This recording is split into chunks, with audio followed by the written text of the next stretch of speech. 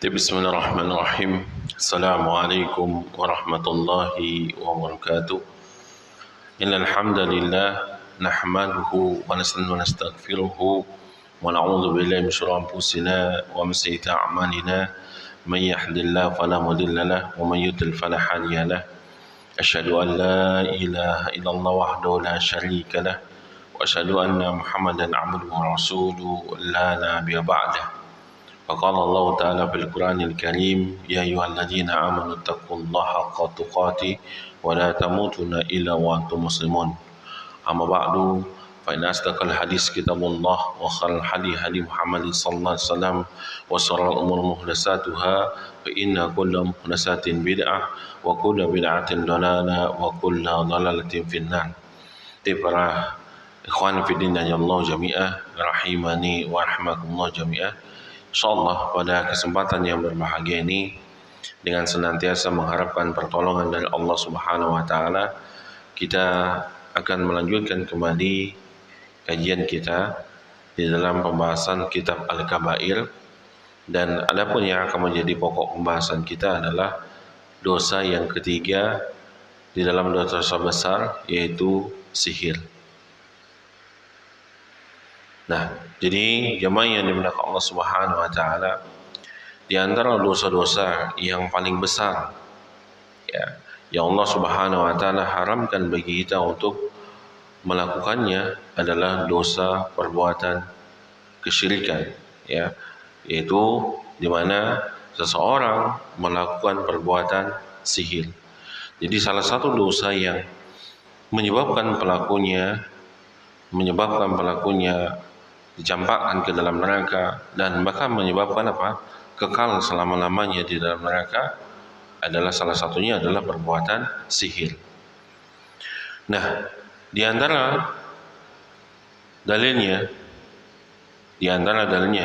yang menjelaskan kepada kita tentang bahayanya dosa sihir, sebagaimana dalam firman Allah Subhanahu wa taala itu disebutkan di dalam surah Al-Baqarah ayat 102. Disebutkan di dalam surah Al-Baqarah ayat 102, di mana Allah Subhanahu wa taala berfirman, "Walakinna syayatina kafaru yu'allimunna an-nasa syihrah." Akan tetapi setan-setan itulah yang membuat mereka menjadi kafir, di mana mereka mengajarkan manusia berbuat sihir. Nah, dari ayat ini Allah Subhanahu wa taala menjelaskan kepada kita yang mengajarkan ilmu sihir ini bukanlah nabi ataupun malaikat atau rasul-rasul yang diutus. Akan tetapi yang mengajarkan ilmu sihir ini adalah setan-setan. Karena sebagian kaum muslim pada hari ini menganggap ilmu sihir itu adalah ajaran dari Nabi Sulaiman alaihissalam. Mereka berprasangka atau menduga ilmu-ilmu sihir yang diajarkan sekarang ini adalah ilmu-ilmu yang diajarkan kepada manusia di zaman Nabi Sulaiman. Seperti contohnya misalnya ketika Nabi Sulaiman bisa berbicara dengan binatang, bisa berbicara dengan makhluk-makhluk yang itu bukan manusia. Bahkan bangsa jin Nabi Sulaiman pun juga bisa berbicara. Dan mereka menganggap ini adalah perbuatan sihir. Di mana Nabi Sulaiman bisa mengendalikan angin. Di mana Nabi Sulaiman memerintahkan bala tentaranya untuk memindahkan singgasana Ratu Balqis. Nah, ini anggapan mereka adalah ajaran atau sihir yang diajarkan oleh Nabi Sulaiman. Nah, jadi dari ayat ini dijelaskan, jadi setan-setan yang dilaknat ini punya tujuan di dalam mengajarkan manusia untuk berbuat sihir. Jadi setan-setan yang mengajarkan manusia ilmu-ilmu sihir itu punya tujuan, dan tujuannya tidak lain adalah untuk berbuat syirik kepada Allah Subhanahu wa taala. Untuk berbuat syirik kepada Allah Subhanahu wa taala. Inilah tujuan utama para setan mengajari manusia untuk berbuat sihir. Nah, bagaimana manusia itu semuanya bisa jatuh kepada perbuatan yang paling besar, yaitu apa? Menyekutukan Allah Subhanahu wa taala ya di dalam kehidupan dan peribadatannya. Karena berbuat sihir ini ya, tidaklah dilakukan kecuali apa? Meminta bantuan kepada setan. Ya. Apa buktinya? Nah, dalam ayat yang selanjutnya ya, sebagaimana ya Allah Subhanahu ya sama sebagaimana dalam ayat ini ya, sebagaimana Allah Subhanahu wa taala mengatakan dalam firman-Nya apa? Ya. Wa ma yu'alimani min ahadin hatta yaqula innama nahnu fitnah fala takfur. Ya. Fala takfur. Nah, tidaklah keduanya mengajarkan ini tentang ya tentang Harut dan ya tentang ini ya si Harut dan Marut ya. Keduanya tidak mengajarkan kepada seorang pun hatta hingga keduanya mengatakan innama nahnu fitnah. Sesungguhnya kami ini adalah fitnah. Ya, sesungguhnya kami ini adalah fitnah. Nah, pada takfur, maka janganlah kamu berbuat apa? Kekufuran. Ya, maka janganlah kamu berbuat kekufuran. Nah, ini jelas sekali dalam ayat ini ya. Allah Subhanahu wa taala menjelaskan kepada kita di dalam surah Al-Baqarah ayat 102 ini ya, yang menjelaskan kepada kita bahwasannya tidaklah ya mereka mengajarkan tentang apa? Ilmu-ilmu sihir ini kecuali ini merupakan fitnah bagi mereka. Ya, ini fitnah bagi mereka. Ya.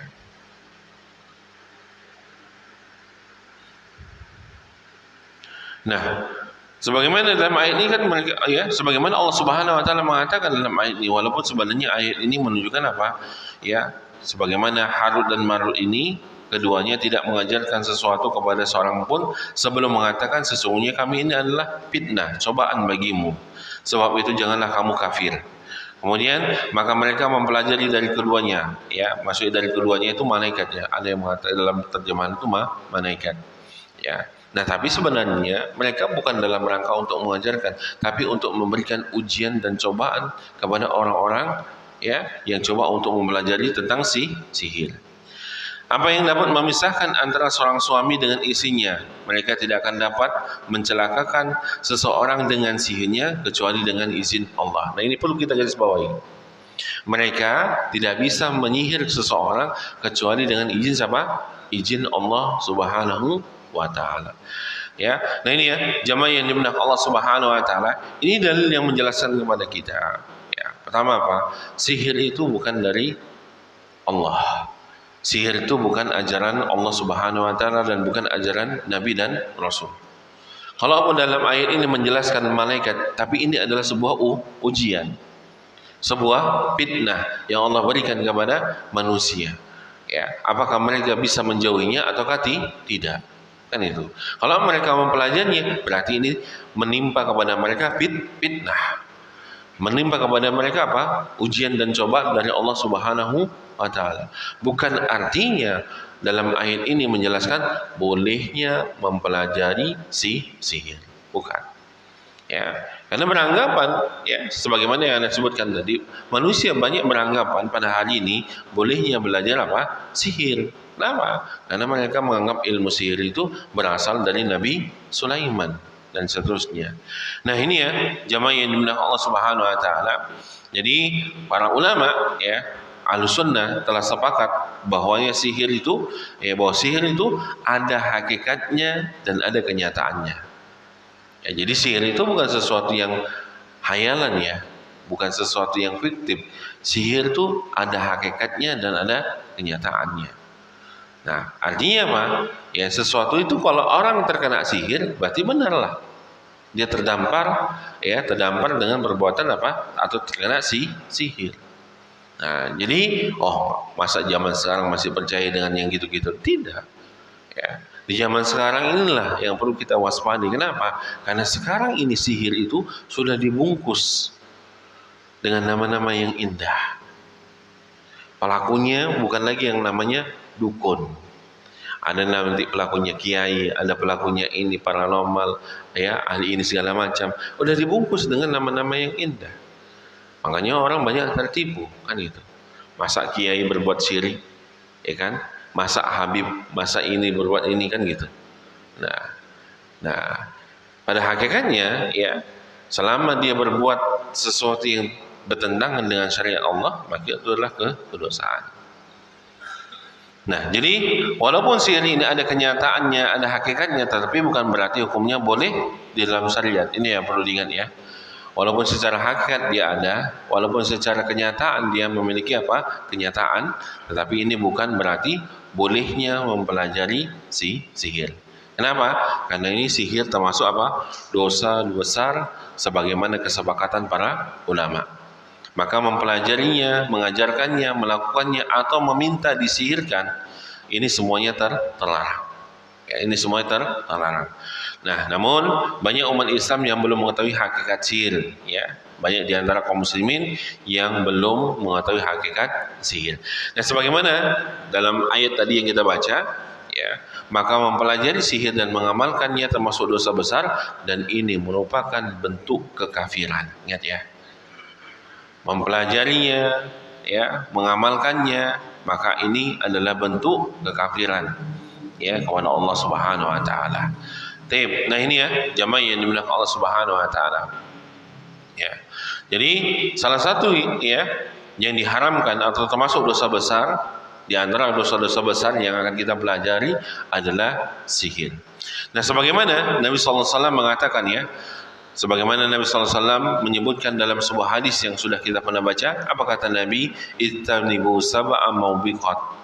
Ya, jauhkanlah oleh kalian 7 dosa yang membinasakan. Jauhkan oleh kalian 7 dosa yang membinasakannya. Artinya apa? Barang siapa yang mempelajari sihir, ya, barang siapa yang terjatuh ke dalam dosa 7 ini, salah satunya adalah perbuatan sihir, yang artinya kalau seseorang berbuat sihir, maka kehidupannya akan binasa. Ya, kehidupannya akan binasa. Kehidupannya akan menjadi sengsara dunia dan akhirat. Kehidupannya akan berantakan. Ya, dan kehidupan dunia dan akhiratnya akan menyebabkan dia menjadi penderitaan yang berkekal, dan dia akan kekal selama-lamanya di dalam neraka. Kenapa? Karena dia telah melakukan sebuah dosa yang ini termasuk dosa yang mengeluarkan pelakunya dari Islam, yaitu apa? Berbuat sihir. Nah, kalau ada orang melakukan perbuatan ini, maka orangnya akan, ya, orang yang mati dalam keadaan seperti ini, dan dia akan kekal selama-lamanya di dalam neraka. Naudzubillah. Nah, sebagaimana ya, bahkan ya, kehidupan di dunia ini, hukum had, ya, balasan bagi orang-orang yang berbuat sihir itu dipenggal kepalanya, dibunuh. Ya, dan yang membunuh adalah pemerintah. Ya, makanya di Saudi Arabia itu ada polisi khusus tukang sihir, dukun. Kerjaannya nangkapi itu saja. Nah, kalau terbukti mereka melakukan perbuatan ini, ya, terbukti melakukan perbuatan sihir, maka mereka akan dipancung, dipenggal. Dan dipenggalnya di mana? Di depan khalayak ramai. Nggak ditutup-tutupi. Ini balasannya. Ya, ini perbuatan yang harus dibalas dengan hukuman ini. Dan ini bukan berdasarkan keinginan manusia, tidak, tapi ini berdasarkan perintah Allah melalui Nabi kita Muhammad SAW. Orang yang berbuat sihir, terbukti berbuat sihir, maka dia harus dihukum bunuh. Nah, halal darahnya. Tapi yang melakukan ini adalah pemerintah.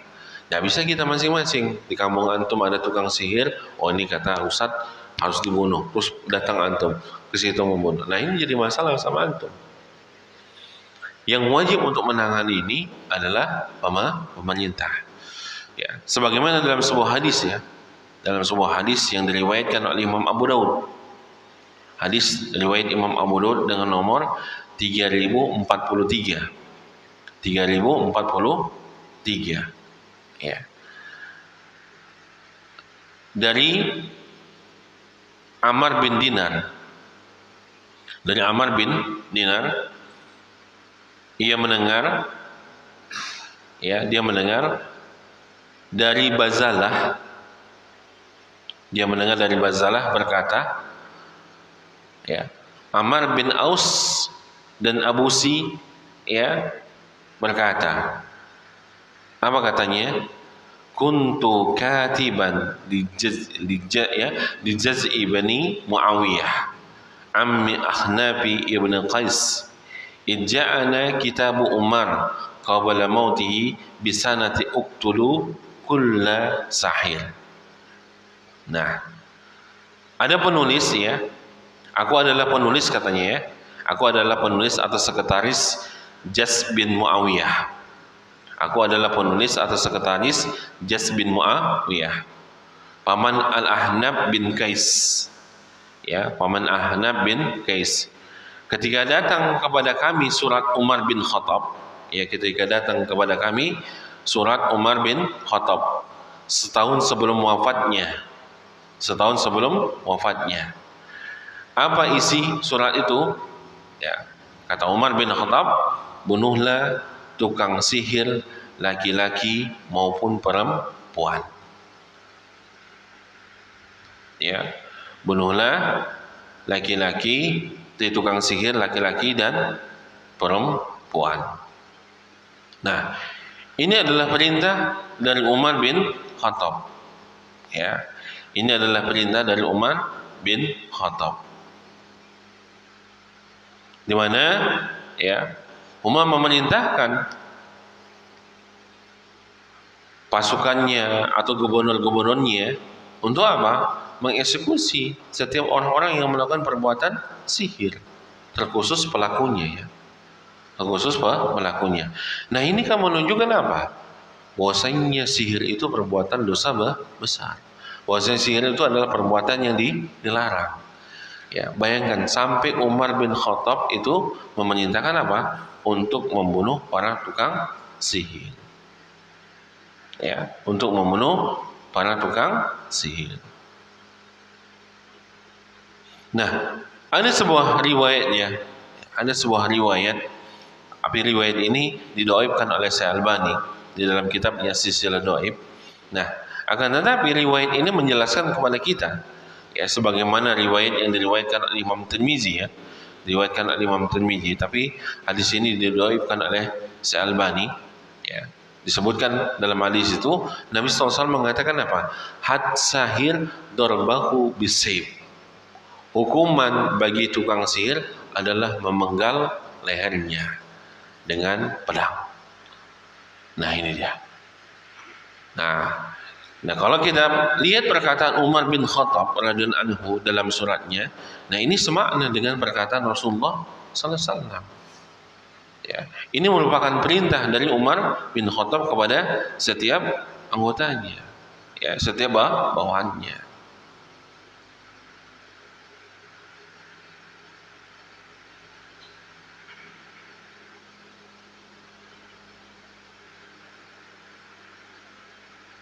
Nah, kemudian ya ada riwayat yang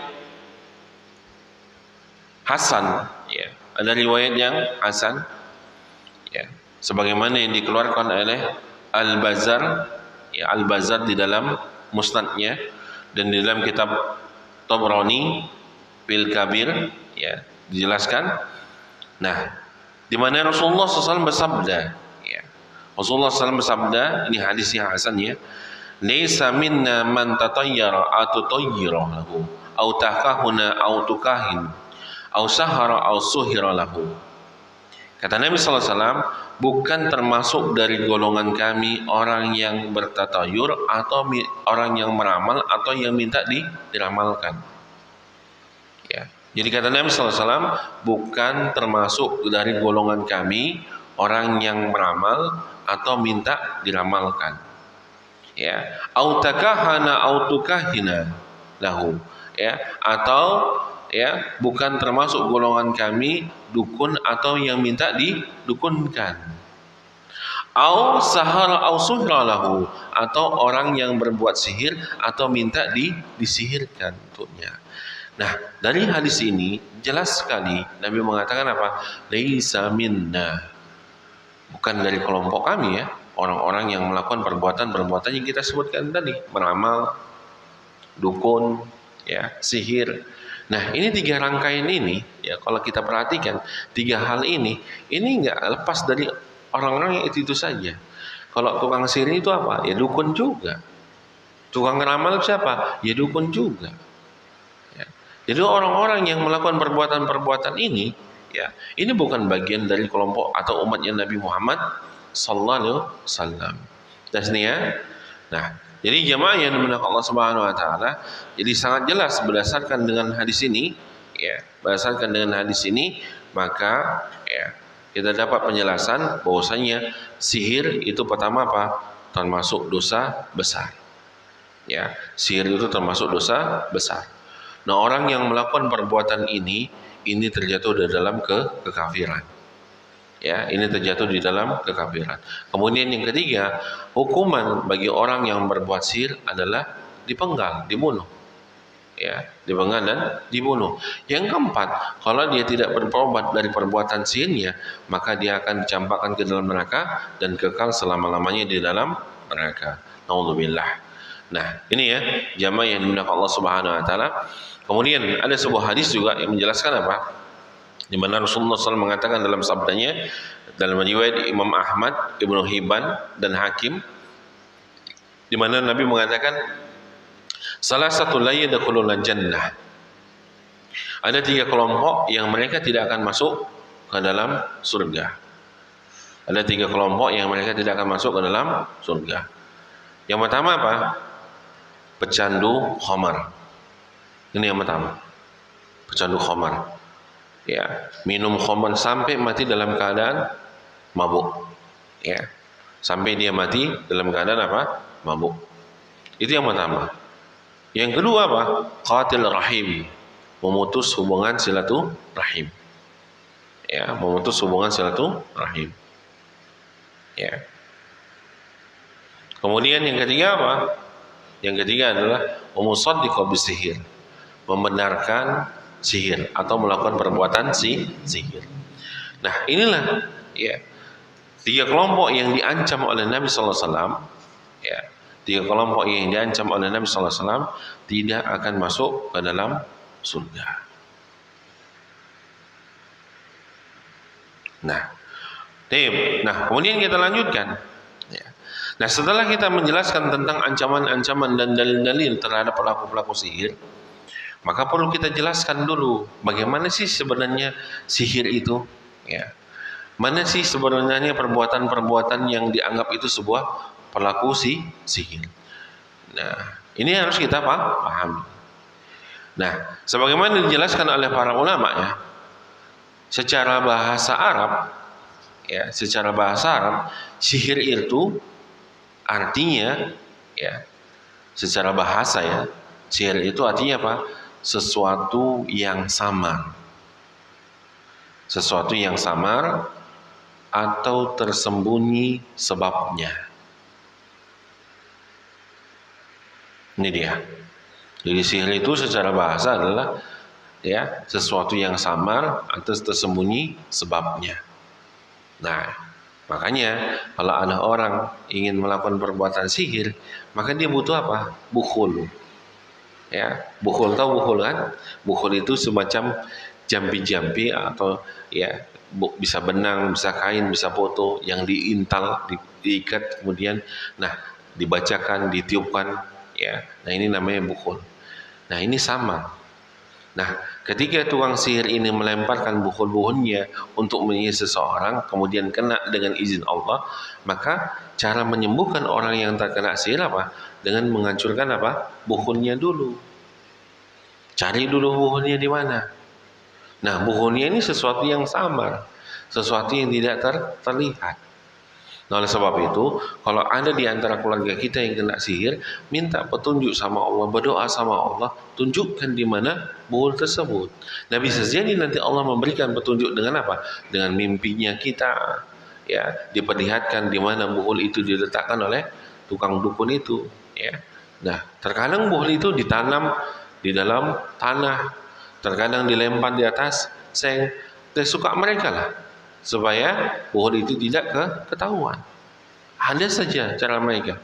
Nah, cari dulu bukhulnya itu. Kalau sudah dapat, ini kan bukhul ini kan antara dukun dengan jinnya. Inilah ikatan perjanjian mereka untuk menyihir orang dengan apa? Ada ikatan ini. Nah, kalau ini dirusak, kalau ini dihancurkan, maka mudahlah bagi kita untuk menghilangkan sihir tersebut. Nah, ini ya secara bahasa tadi, sesuatu yang sama. Sedangkan secara istilah atau secara syariat, maka para ulama memberikan definisi yang berbeda-beda, namun hakikatnya sama ya. Nah, secara syariat ada perbedaan di kalangan ulama dalam definisi, tapi secara hakikatnya sama.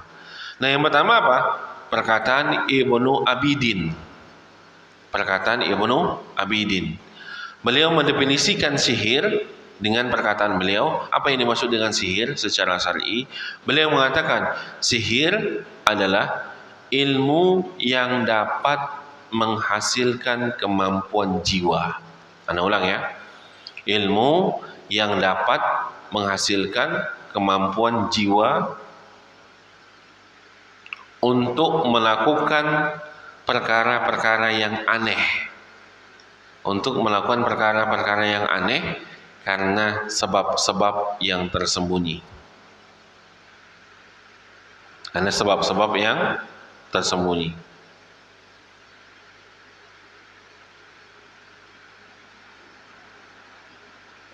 Nah, dengan sebab-sebab yang tersembunyi. Nah, ini perkataan Ibnu Abidin. Nah, adapun Ibnu Qudamah, Ibnu Qudamah rahimahullah taala, beliau mengatakan apa? Sihir adalah ikatan-ikatan tali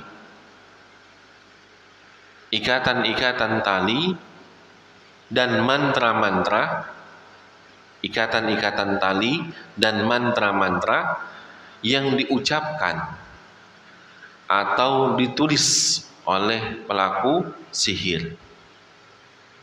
Nah, ini dia tadi ya. Yang lebih kita kenal adalah bukhul. Ya, ikatan-ikatan tali dan mantra-mantra yang diucapkan atau ditulis oleh pelaku sihir. Ya.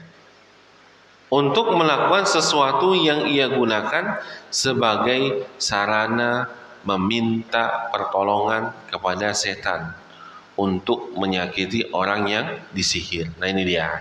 Kan tadi sudah Anda bilang kan? Ya, jadi ikatan-ikatan itu atau bukhul-bukhul itu atau mantra-mantra itu adalah sebuah wasilah sebagai apa? Sarana meminta pertolongan kepada setan untuk menyakiti orang yang disihir. Nah, ini dia. Ya. Nah, ini perbuatan ini berpengaruh ke tubuh ya. Sihir ini berpengaruh kepada tubuh. Bahkan bisa menyebabkan seseorang itu mati. Ya, bahkan bisa menyebabkan seseorang itu mati. Ya, seperti contohnya penyakit ain. Nah, apa kata Nabi? Ya, paling banyaknya umatku mati disebabkan karena penyakit ain. Nah, ain ini pada hakikatnya sama prakteknya seperti sihir. Nah, dia tidak nampak, dia tidak terlihat, tapi bisa kenyataan dan bisa dirasakan. Ya. Nah, oleh sebab itu bagi kita ya sebagai seorang muslim, kalau memuji seseorang hendaknya memulai dengan mengucapkan pujian kepada Allah terlebih dahulu. Masya Allah, subhanallah.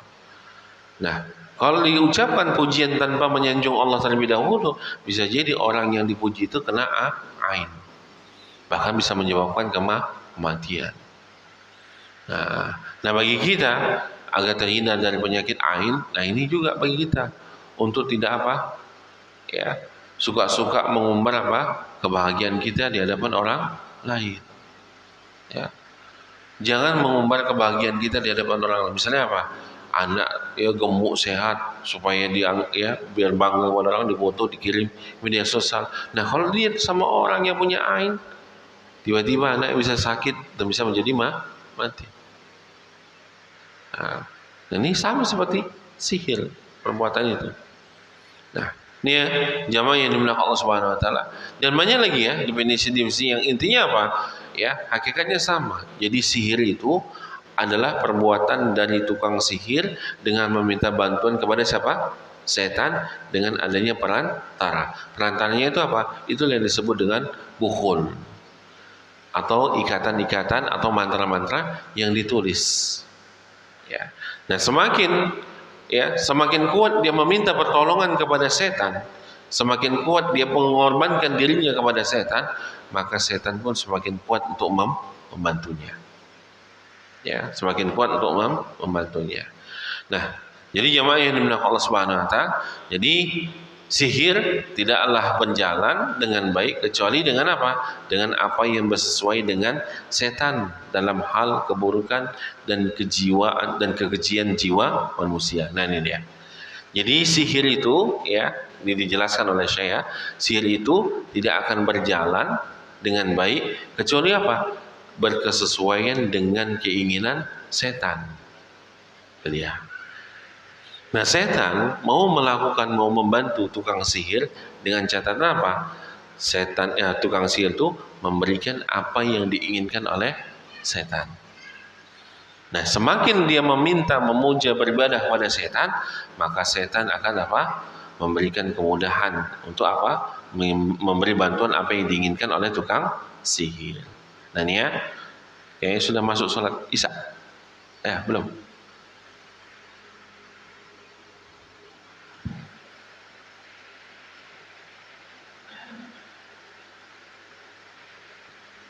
Sudah belum? Sudah masuk. Nah, insya Allah nanti kita lanjut lagi. Nanti akan kita jelaskan tentang macam-macam sihir setelah sholat Isya ini. Assalamualaikum warahmatullahi wabarakatuh. Kita lanjutkan kembali ya kajian kita. Masih pembahasan tentang sihir. Nah, jadi salah satu dosa yang sangat besar dan harus kita hindari adalah perbuatan sihir. Kita mulai. Bismillahirrahmanirrahim. Alhamdulillah wassalatu wassalamu ala nabiyina Muhammadin wa ala alihi washabihi wa man tabi'ahum bi ihsanin ila yaumil wa ba'd. Ikhwan fi din Allah jami'ah rahimani wa rahimakumullah jami'ah.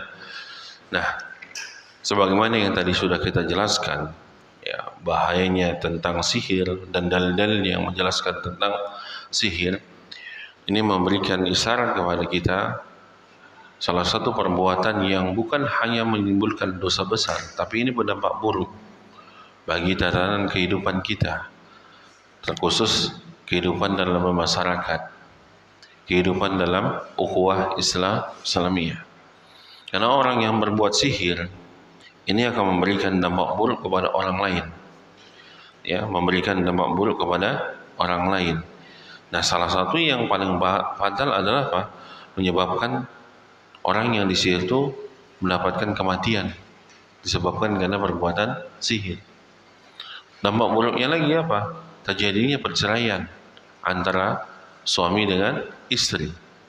Ya, betapa banyak ya dalam satu keluarga di mana mereka saling mencintai satu sama lainnya, tapi gara-gara perbuatan sihir berubah cinta menjadi apa? Kebencian. Ya, berubah menjadi sebuah kebencian.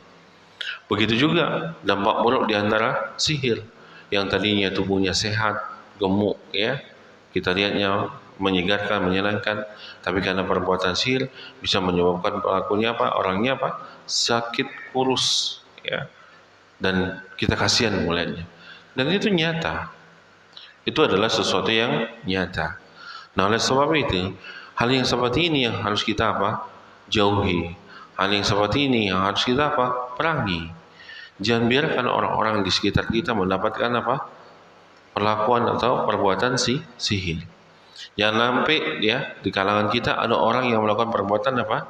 Sihir. Karena ini akan merusak tatanan kehidupan dalam bermasyarakat, ukhuwah Islamiyah dan yang lainnya. Bukan hanya dampak dosa saja yang dia timbulkan, tapi apa? Merusak ya tatanan kehidupan di dalam bermasyarakat dan ukhuwah Islamiyah.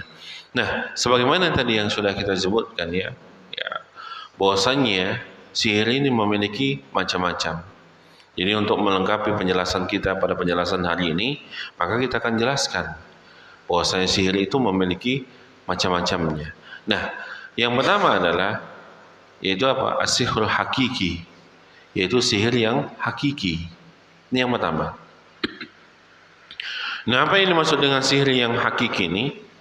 Yaitu sihir yang ada kenyataannya.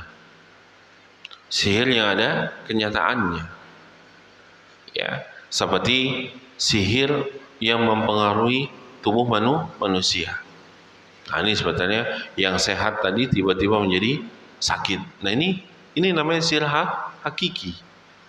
Ya, yang tadinya kuat, segar, ganteng, cantik, disihir dia berubah menjadi apa? Jelek, kurus dan misalnya. Ini disebut dengan sihir hakiki. Ya. Bahkan ya, sihir ini bisa menyebabkan orang yang disihir itu menjadi apa? Mati, terbunuh. Disebabkan karena sihir ini. Nah, inilah yang disebut dengan kalau bahasa kita apa? Santet, tenung. Ya. Ini yang namanya apa? Santet, tenung atau yang semacamnya. Ini yang disebut dengan kalau dalam bahasa kita namanya apa? Santet. Ya, tenung.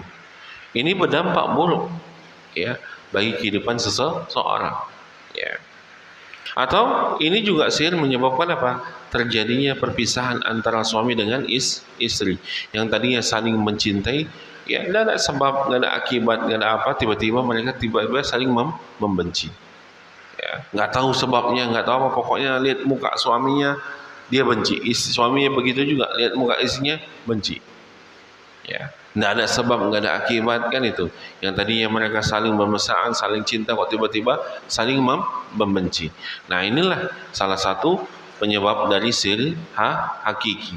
Nah, ini nih yang disebut dengan apa? Santet, ya. Nah, kalau yang memisahkan antara suami istri atau yang tadi ya benci menjadi suka, ini namanya apa? Pelet. Ya, dia sihir juga. Tapi ini kalau kita sebut apa? Pelet atau pengasih. Ini secara bahasa Indonesianya. Nah, ini hakiki. Ya, ini hakiki. Nah, sihir hakiki ini juga ada dua macam ya. Sihir hakiki ini ada dua macam. Nah, yang pertama apa? Sihir yang terjadi dengan niat tukang sihir.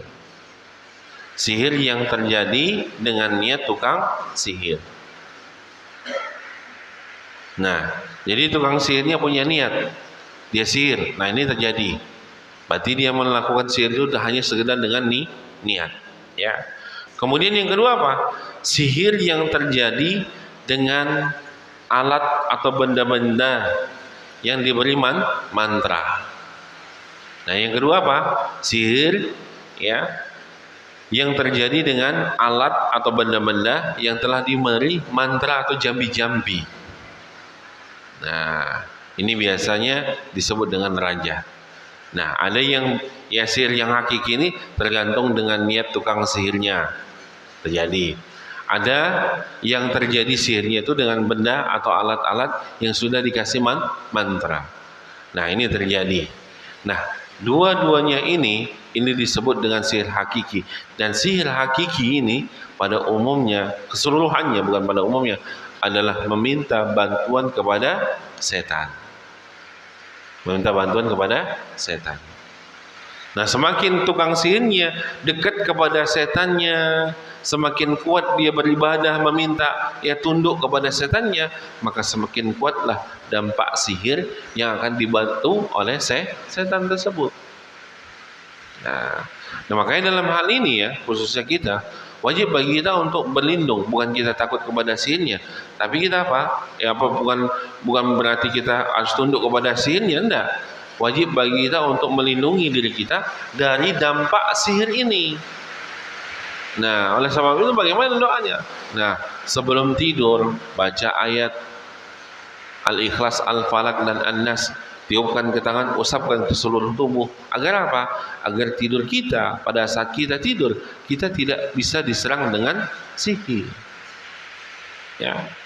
Nah, salah satu tanda-tanda orang yang terkena sihir, salah satunya apa? Atau kena santet, ya. Salah satu dampak atau tanda-tandanya apa? Suka mimpi buruk di tengah malam. Nih, suka mimpi buruk di tengah malam. Nah, mimpi buruknya itu apa? Macam-macam. Dikejar binatang buas lah, atau nanti berada di tempat yang gelap lah. Tergantung keinginan tukang sihirnya, tukang santetnya. Ya, tergantung. Nah, mimpinya itu berulang. Nah, kalau ini terjadi, bisa jadi ada indikasi orang tersebut itu terkena gangguan sihir atau bahasanya santet. Ya, atau bahasanya santet. Nah, makanya oleh sebab itu, ya, kalau kita amalkan zikir-zikir yang diajarkan Nabi, mau masuk rumah ketika kita keluar rumah ya, kemudian kita masuk, kita tutup rumah kita dengan mengucapkan apa? Bismillahirrahmanirrahim wa bismillahirrahmanirrahim wa 'alallahi tawakkalna. Selesai. Setan nggak akan masuk ke dalam rumah kita. Ya. Nah, apalagi ya, doa-doa yang lainnya meminta perlindungan kepada Allah Subhanahu wa taala. Ya. Doa-doa yang lainnya. Ya. Seperti misalnya bismillahirrahmanirrahim la haula wala quwata illa billah. Ini amalkan ketika kita keluar. Ya, apalagi ya yang ma'ruf di kalangan kita, apa namanya? Vitamin R. Ada kan vitamin R kan? Nah, racun itu sebenarnya adalah hakikatnya apa? Sihir. Nah, kalau kita tidak membentengi diri kita dengan doa-doa, zikir-zikir yang diajarkan Rasulullah SAW, bisa jadi kena kita. Ya, itu bukan sebuah khayalan, bukan tahayul ya. Orang yang mati disebabkan karena racun, itu terjadi. Ya, itu terjadi. Sebabnya apa? Ya karena pengaruh sihir tadi. Oleh sebab itu ketika kita keluar, tinggal di tempat-tempat yang baru kita singgahi, ada doanya. Apa doanya? A'udzu bikalimatillahi tammati min syarri ma khalaq. Aman kita. Ya, aman kita, enggak ragu kita. Jadi, ya, mau makan, mau minum insyaallah aman. Nah, ini udah lapar. Tempatnya sarang-sarang ini nih kan gitu. Ujung-ujungnya jadi enggak berani makan kan itu. Ya. Kenapa? Karena ada rasa takut yang kita tidak bertawakal dan tidak meminta perlindungan kepada Allah. Lewatlah, perut lapar kan gitu. Nah, begitu. Nah, kalau kita benar-benar bertawakal kepada Allah dengan keluar rumah bismillahirrahmanirrahim la haula wala quwata illa billah, kemudian sampai ke tempat yang baru kita singgahi, a'udzu bikalimatillahi tammati min syarri ma khalaq, aman insyaallah. Enggak takut lagi kita. Ya. Nah, ini enggak masuk keluar rumah pun pergi melongos saja, sampai ke tempat pun biasa saja, ujung-ujungnya ya datanglah sihir kepada dia dan dia pun terkena. Nah, inilah yang pertama ya, ini yang disebut dengan sihir hakiki. Ya, ini dampaknya sangat buruk. Ya. Kemudian yang kedua apa? Sihir tahyili. Sihir tahyili. Nah, sihir tahyili ini apa? Yaitu tukang sihir menggunakan kekuatan daya hayalnya. Tahyil, ya, apa hayalan. Tukang sihir menggunakan kekuatan daya hayalnya. Ya. Lalu ia menggambarkan hayalan-hayalannya itu atau tiruan-tiruan itu ya dalam bentuk-bentuk, kemudian dia tampilkan kepada indera orang-orang yang melihatnya. Jadi ini tukang sihirnya nih ya menggunakan apa? Kekuatan daya hayalnya ya. Kemudian dia gambarkan hayalan-hayalan dia ya, kemudian dia atau tirukan hayalan-hayal dia, kemudian dia tampilkan kepada orang yang melihatnya. Nah, ini biasanya tukang sulap. Nah, tukang sulap ada yang bermain dengan sihir, ada yang tidak. Trik tangan kalau yang tidak kan gitu kan, kecepatan tangan. Nah, contoh misalnya hayalan ya, tukang sihir, tukang sulap dengan hayalan. Ya, dia jadikan sebagaimana contohnya apa? Tukang-tukang sihir Fir'aun. Ya, tukang-tukang sihir Fir'aun contohnya. Di mana tongkat-tongkatnya tukang sihir Fir'aun itu bisa berubah menjadi apa? Ular. Nah, ini dia tukang sihir. Ya. Nah, udah?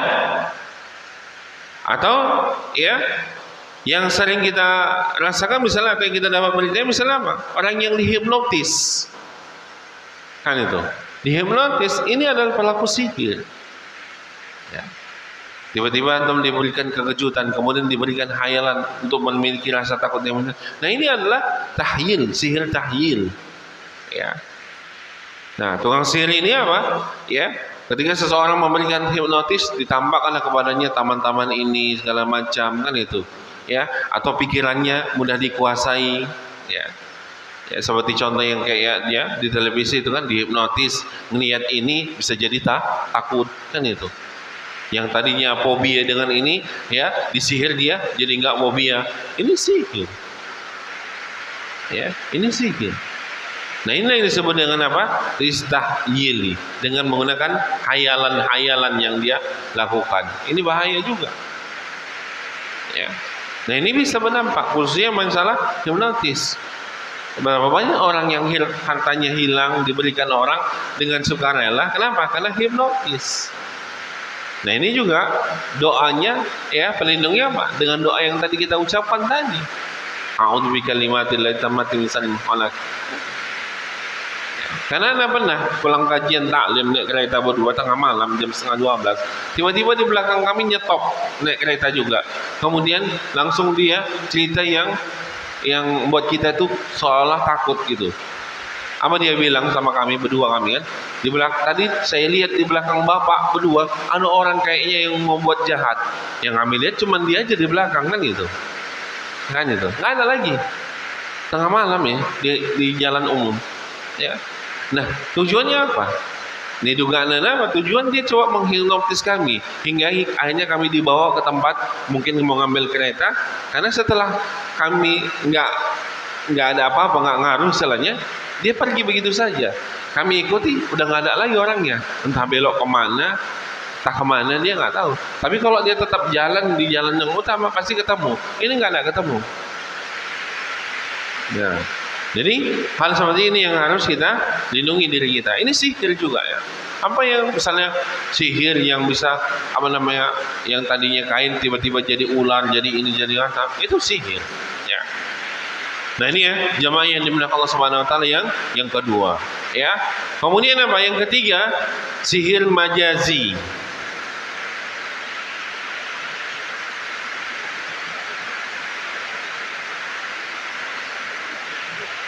Nah, sihir majazi itu apa? Kejadian yang samar. Kejadian yang samar sebabnya karena dilakukan dengan kecepatan gerakan tangan.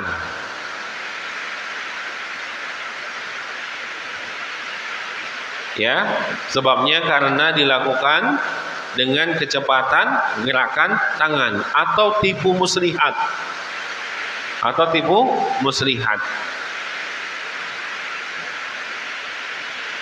Ya, atau tipu muslihat.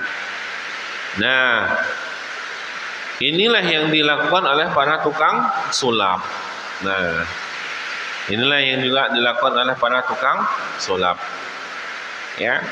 Dan semacam ini termasuk sihir majazi, yakni disebut sihir karena pengaruhnya seperti sihir. Nah, ini dia.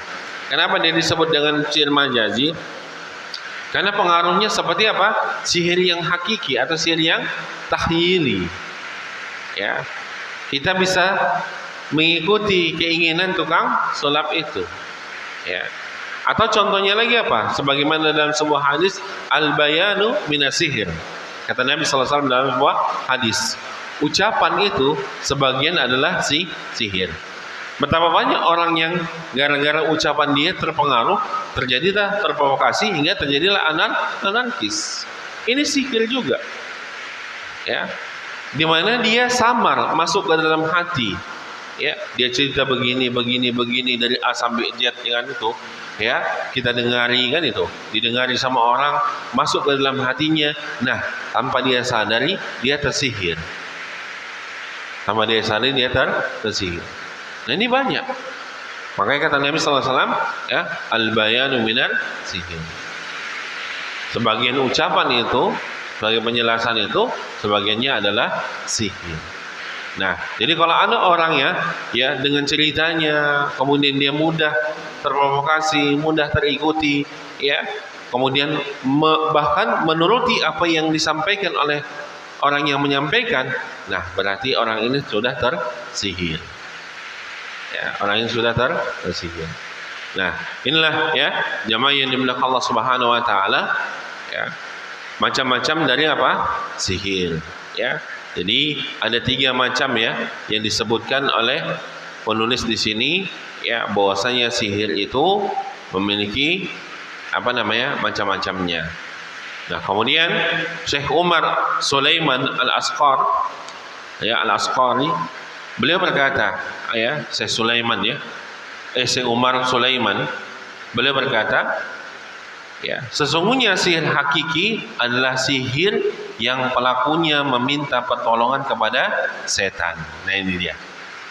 Tadi sudah Anda jelaskan ya. Sesungguhnya sihir hakiki adalah sihir yang pelakunya meminta pertolongan kepada setan. Sebagaimana Allah Subhanahu wa taala telah menjelaskannya ya di dalam surah Al-Baqarah ayat 102, di mana ilmu Allah meliputi segala sesuatu, dan telah mutawatir berita dari orang-orang yang menjadi keadaan sihir dan tukang sihir yang menetapkan hubungan tukang-tukang sihir itu dengan setan. Nah, jadi untuk tukang sihir ya apa namanya, yang hakiki itu adalah orang-orang yang meminta bantuan dan pertolongan kepada setan. Nah, adapun kalau trik-trik sihir, sulap segala macamnya itu, nah itu kelihayan tangan atau kecepatan tangan. Nah itu ya bagian juga dari sihir, tapi tidak mengeluarkan pelakunya dari Islam. Ya. Tapi kalau dia melakukan trik sihir sulap dengan bantuan setan, nah ini keluar juga lah pelakunya dari Islam. Kan itu. Kayak yang bisa nembus tembok Cina kan itu kan.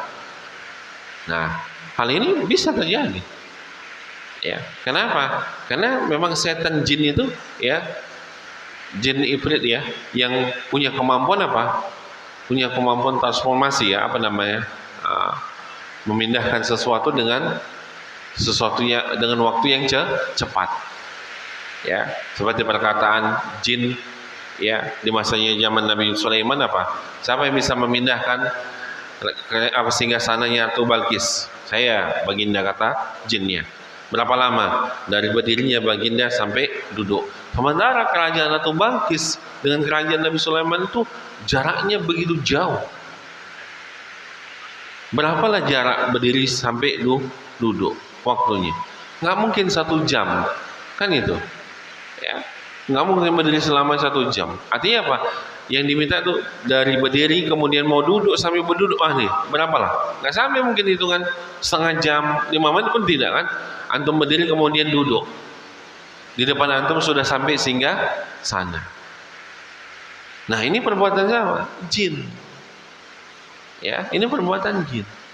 Jadi jin punya kemampuan seperti itu, memindahkan sesuatu dengan kecepatan yang luar biasa. Ini fitnah.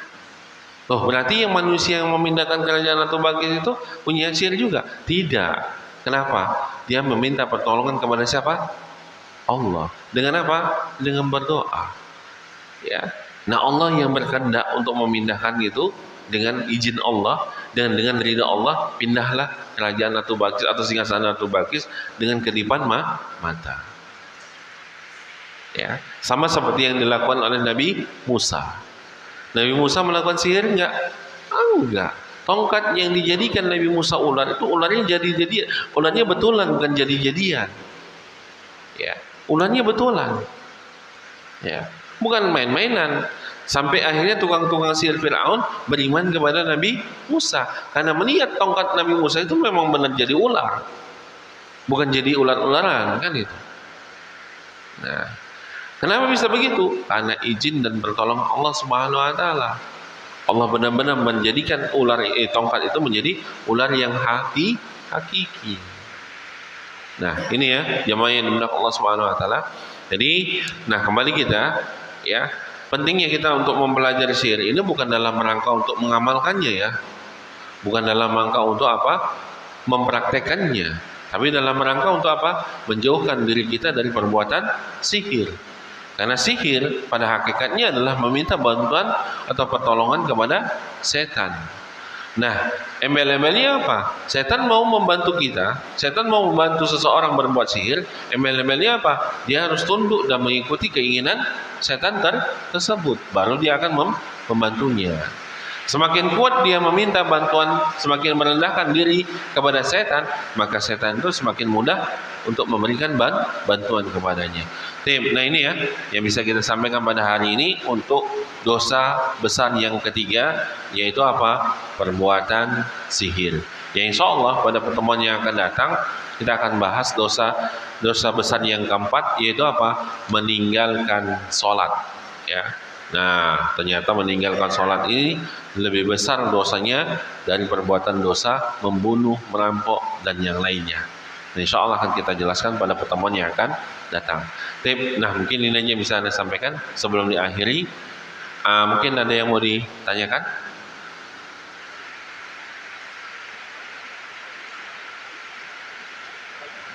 Nah, ya.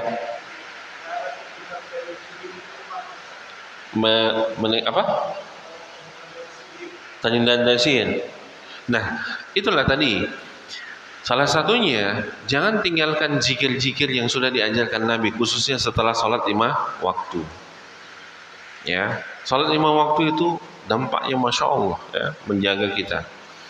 Ya, zikir-zikir setelah sholat 5 waktu. Ya, itu sunnah-sunnah yang termasuk melindungi kita karena di dalamnya membaca ayat Al-Ikhlas, surah Al-Ikhlas, Al-Falaq, dan An-Nas, dan ayat kursi. Nah, barang siapa yang membaca ayat kursi di pagi hari dan sore hari, maka dia akan terhindar dari gangguan setan. Nah, itu satu. Yang kedua, zikir pagi dan petang. Ya, zikir pagi dan petang. Ya. Kemudian apa? Ya, sebelum tidur kita berwudu, kemudian sholat, kemudian baca doa, tidur. Nah, itu juga akan melindungi kita dari gangguan sihir. Nah, terus bagi anak-anak kita yang belum bisa misalnya, nah itu tadi bacakan 3 ayat tadi, tiupkan, usapkan ke seluruh tubuhnya, Nah, karena anak-anak kan nggak tahu dia cara untuk membentengi dirinya, orang tuanya yang langsung membentengi dirinya. Nah, kemudian apa? Sering-sering membaca doa kalau keluar rumah apa? A'udzubikalimatillahit tammati min kulli syaiton hammatin wa min kulli ainin lammatin. Nah, ini perlu kita baca doa ini kalau kita bawa anak-anak kita. Kenapa? Karena bisa jadi ada yang suka sama anak kita, dipujinya, ternyata dia punya penyakit ain. Nah, ini doa tadi untuk menghindari kita dari penyakit ain. Nah, ya seperti itu. Jadi kalau kita benar-benar hidup dengan sunnah Nabi, ya, kita benar-benar hidup dengan sunnah Nabi, insya Allah kita akan dilindungi sama Allah. Ya, kita akan dijaga sama Allah Subhanahu wa ta'ala. Ya. Berarti apa? Bismillahirrahmanirrahim. Allah la haula wala quwata illa billah. Apa salah satu hikmahnya? Setan tidak akan bisa mengganggunya. Nah, itu dia. Ini enggak kadang klap engkol cuk pergi. Ya. Padahal ya dia menganggap dekat saja kan itu. Nah, antara jarak rumahnya dengan warung misalnya dekat, dia nggak tahu apa yang akan terjadi. Kan itu bisa jadi ada setan ya di antara yang dekat itu, atau bisa jadi ada ya hal-hal yang buruk kan gitu yang mungkin terjadi. Kan pernah ceritakan ada seorang laki-laki ya, tiba-tiba ada orang yang memanggil dia lari-lari, dia bilang rumahmu kebakaran kan itu. Dia bilang tidak. Ya, sampai dia ke masjid ya, disampaikan lagi sama dia rumahmu kebakaran. Tidak, dicek ternyata memang tidak kebakaran rumahnya. Sekitar rumahnya kebakaran, tetapi rumah dia tidak kebakaran. Ditanya apa amalannya, apa doanya, dia bilang sebelum keluar rumah aku mau baca apa? A'udzubikalimatillahi tammati min syarri ma khalaq. Itu doa dia.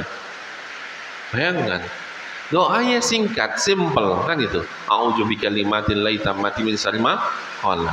Dengan izin Allah rumahnya tidak kebakaran, selamat.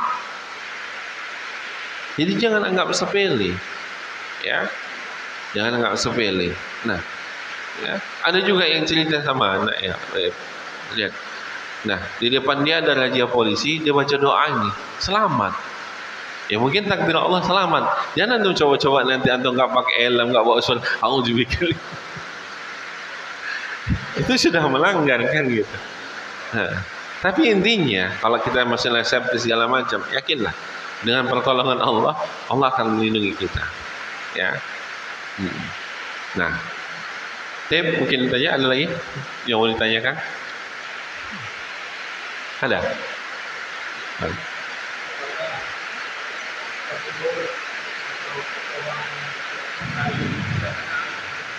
Apakah pohon?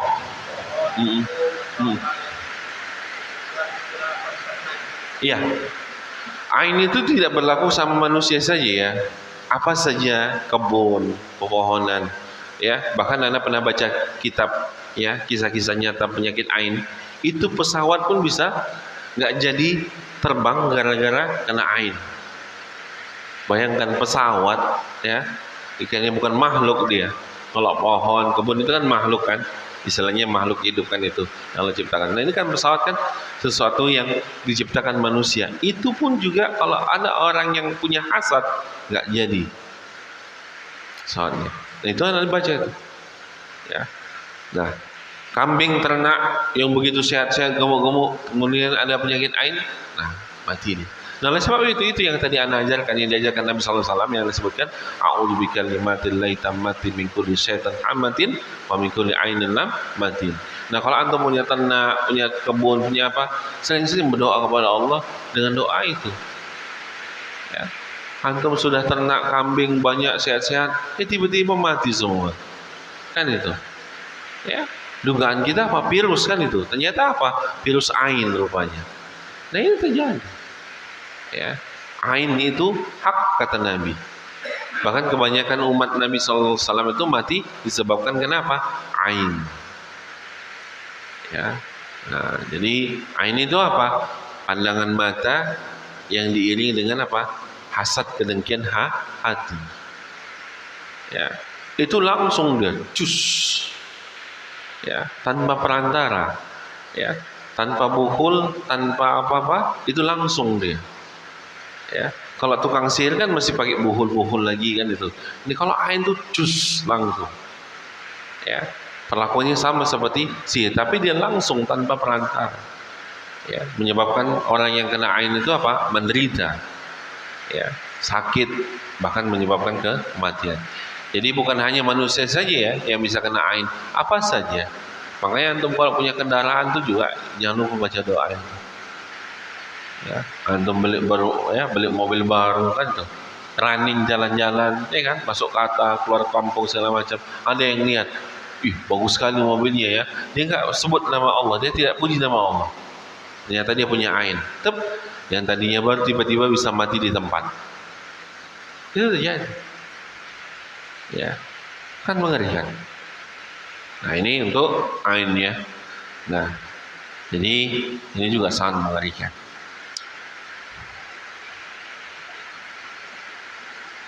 Tem, ada lagi? Cukup? Tadi kalau ada foto tadi tadi fotonya masih anak-anak. Sekarang udah besar, masih bisa main. Bisa. Makanya kalau ada foto-foto cepat buang lah, simpen. Apalagi di media-media sosial itu. Ya, udah banyak kasus-kasus dan berita-berita yang Anda dapat dan anak kita lihat, yang sehat-sehat anaknya tiba-tiba mati. Ya. Karena itu kan memang foto itu kan memang punya dia kan, walaupun sudah besar. Nah, mungkin dia dipajang fotonya, ya kan, udah besar dia, baru datang orang yang punya ain, ya kan, tengoknya anak itu, dipujinya kan itu, ya kan ada. Ya. Di samping foto juga punya dampak buruk di masa yang akan datang, ya, dan foto juga bisa menjadi wasilah untuk penyakit ain, kan itu. Nah makanya ada sebagian para ulama, sahabat Syalbani kan mengharamkan foto. Kenapa? Karena itu wasilah kesirikan juga kan. Kan itu sudah terbukti kan. Rumah makan itu kan ada mbah-mbah tuh, nggak tahu siapa fotonya, dipajangnya di situ kan. Rumah makan, tahu kan tuh. Nah kalau ditanya siapa itu, nggak tahu kan gitu. Nah itu buktinya, fotonya masih hitam putih itu, belum berwarna. Dipoto tuh ujung-ujungnya sekarang jadi apa? Ngalak berkah. Nah itulah apa yang disampaikan Rasulullah memang benar jadinya kan itu. Hakiki dia. Terjadi kesirikan disebabkan karena wasilah foto. Ya. Nah, jadi jangan suka sering-sering atau bermudah-mudahan ya mengupload foto atau mengumbar kemesraan dengan istri. Nah ini juga gawat. Ya. Kalau yang nengok itu akhwat kemudian dia pingin dijadikan kedua nggak apa-apa kan itu. Mantap kan gitu. Pingin dia kan kayak gitu. Wah enak kali kakak itu. Pingin aku juga menjadi istri abang itu kan itu. Mesra kali kan itu. Kalau ini nggak apa-apa, aman kita kan itu. Tapi kalau dia punya hasad ain, pisah antum jadinya kan gitu. Nah, kan gitu. Nah, kalau yang pertama masih nggak apa-apa kan itu. Dia anyesi kita, kak aku maulah jadi madu kakak kan gitu. Yang kedua, ini mantap kan gitu. Kalau yang pertama mantap, kalau yang kedua musibah kan itu. Nah ini ya. Ada lagi? Cukup ya. Nah, kita cukupkan sampai di sini ya. Naktabi bihadzal qadar. Subhanakallahumma wa bihamdik asyhadu an la ilaha illa anta astaghfiruka wa atubu ilaik. Assalamualaikum warahmatullahi wabarakatuh.